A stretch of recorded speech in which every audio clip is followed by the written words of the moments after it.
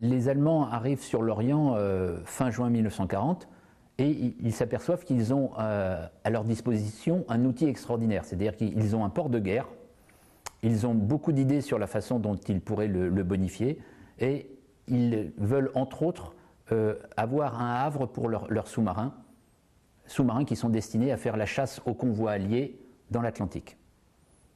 Leurs sous-marins ont besoin d'être ravitaillés, d'être carénés, d'être armés. Pour cela, la solution, c'est de les hisser à terre. Et ils n'ont pas besoin d'aller chercher midi à 14 h, ils ont à 100 mètres de là l'image du treuil qui servait aux chalutiers de pêche dans les années 20 aux flottes lorientaises. Donc ils s'inspirent de ce treuil, et avant même que le premier bunker Kéromans soit achevé, ils hissent le premier sous-marin sur le terre-plein.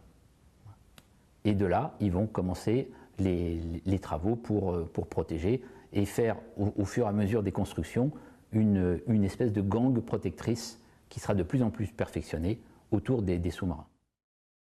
Le principe de fonctionnement était relativement simple. Le sous-marin arrivait dans le bassin qui était au sud de Kéromans 1 et Kéromans 2. Kéromans 1, c'est celui qui est au milieu.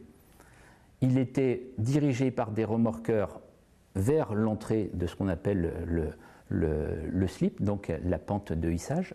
Il se pose sur un berceau, qui est finalement une plateforme avec des espèces de béquilles. Il se glisse sur cette plateforme et l'ensemble est poussé sur un chariot qui est lui-même tracté par des câbles. Le chemin aboutit à un terre-plein et là, il suffit de lui faire subir une translation vers la gauche ou vers la droite pour le diriger vers l'alvéole qui convient. Selon qu'on veut faire des travaux de réparation pure, de l'électricité, on veut mettre un circuit d'air comprimé nouveau, voilà, selon le but poursuivi, on le met dans telle ou telle alvéole.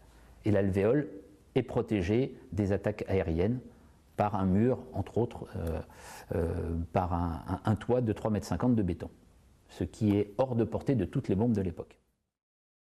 Les Alliés, au début, essayent de détruire la base sous-marine sans succès, et donc ils arrivent à la seconde solution qui est détruire l'environnement. Voilà.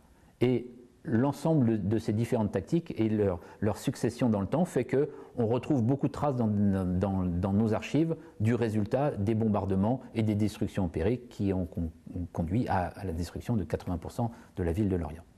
On va trouver par exemple dans le fond des travaux maritimes une relation assez précise des dégâts sur les immeubles, sur les installations, mais aussi tout ce qui peut être du ressort du déminage.